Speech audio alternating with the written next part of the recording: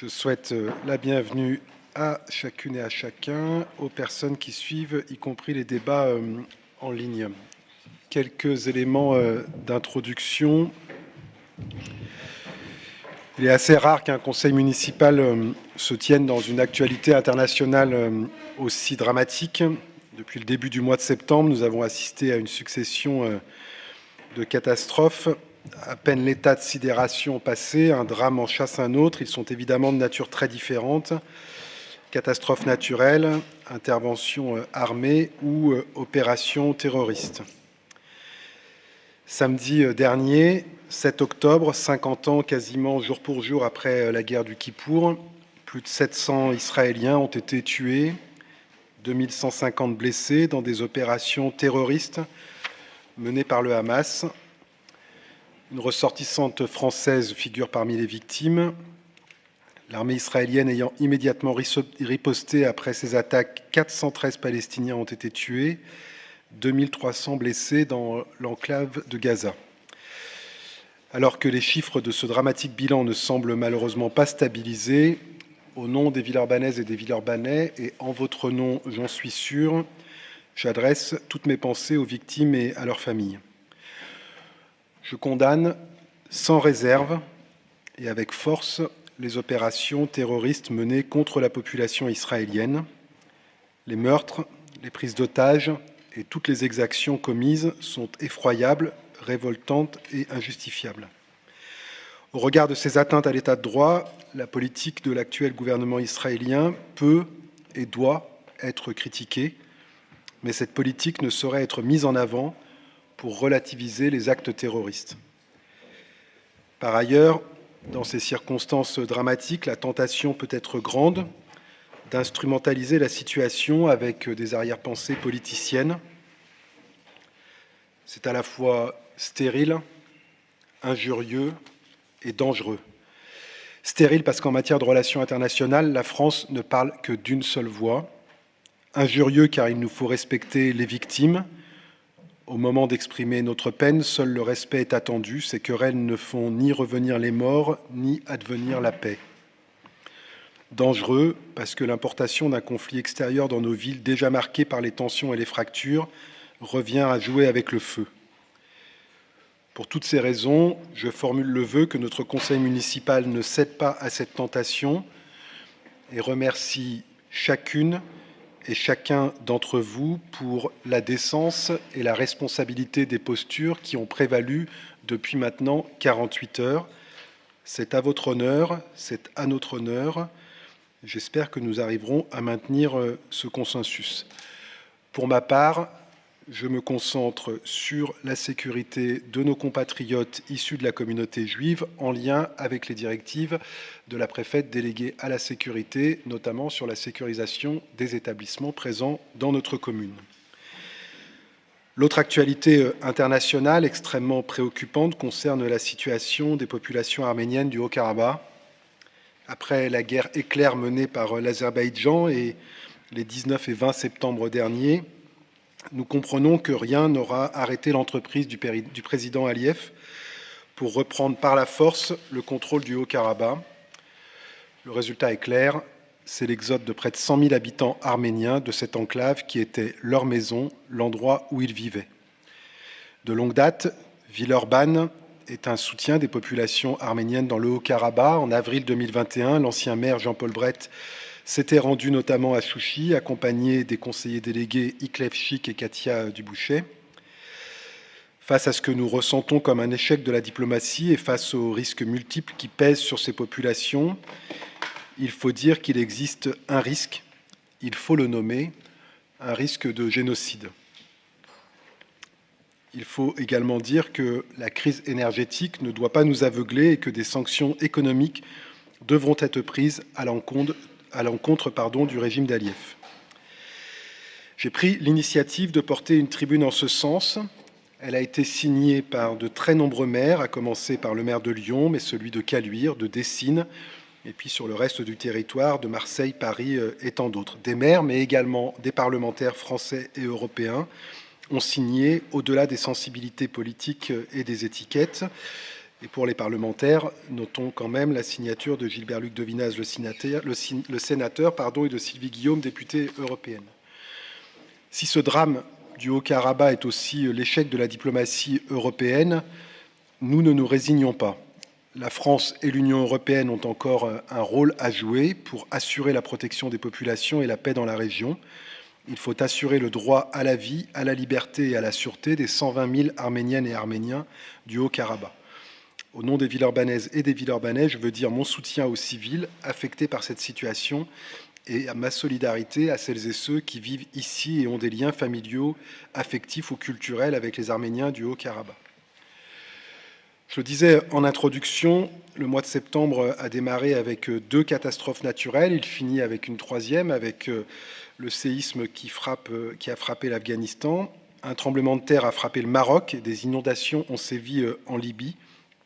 Je reviendrai sur cette situation dans une délibération qui sera proposée tout à l'heure afin de marquer notre soutien et notre solidarité auprès des populations touchées. Je veux aussi bien sûr saluer le mouvement de solidarité exemplaire qui s'est exprimé dès les premières heures de ces drames, notamment à Villeurbanne, mais bien sûr dans l'ensemble du pays. Enfin, avant de terminer sur cette introduction avec un caractère international et avant de terminer sur une introduction plutôt marquée par des actualités internationales extrêmement difficiles, je souhaite saluer Narges Mohammadi qui s'est vu attribuer le prix Nobel de la paix. Journaliste et militante des droits des femmes, Narges Mohammadi est actuellement emprisonnée en Iran. La distinction du comité norvégien vient aussi soutenir le vaste mouvement de protestation déclenché par le décès de Mahsa Amini il y a maintenant plus d'1 an. Nous ne pouvons que saluer ce choix et rendre hommage à son courage et à sa détermination. En juin dernier, elle écrivait depuis la prison d'Evin : « Si vous regardez attentivement la société iranienne, vous verrez que chaque individu, à tout moment de sa vie et en tout lieu, est coupable du désir de vivre aux yeux du régime. Ce Nobel est un faible rayon lumineux. Nous le saisissons pour adresser tout notre soutien à Madame la prix Nobel et au peuple iranien. » Je vais laisser Frédéric Lamantia introduire ce conseil municipal avec une chanson de Charles Aznavour, « Pour toi, Arménie ».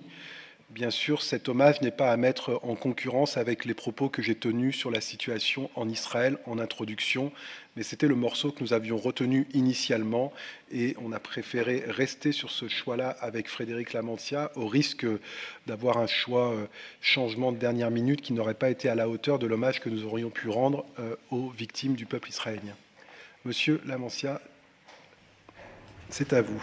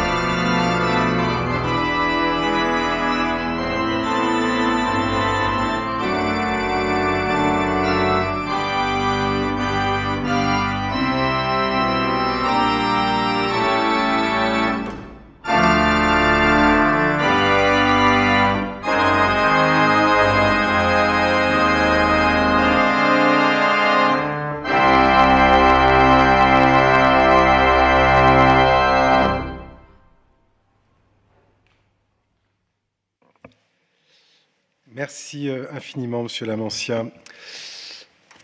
J'ai choisi d'introduire ce conseil municipal par la situation internationale. Je n'oublie pas que ce qui nous occupe aussi, ce sont des projets pour les Villeurbanaises et pour les Villeurbanais. Et permettez-moi, puisque c'est le premier conseil après les congés d'été, de revenir quand même sur quelques éléments marquants qui rythment cette rentrée, puisque c'est une rentrée placée sous le signe de la livraison de nombreux grands équipements ou projets marqueurs de ce mandat qui ont été lancés sur ce mandat ou lancés par nos prédécesseurs.